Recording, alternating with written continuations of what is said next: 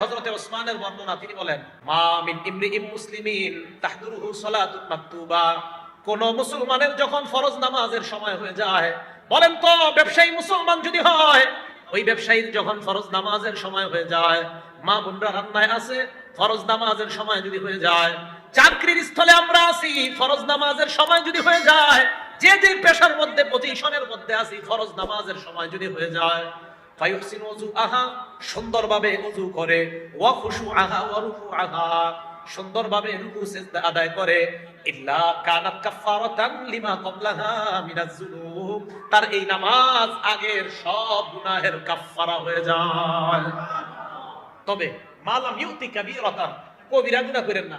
কবিরা গুনার জন্য আবার আলাদা মাপ চাইতে হবে। বলেন আল্লাহ আপনার কাছে ক্ষমা চাই।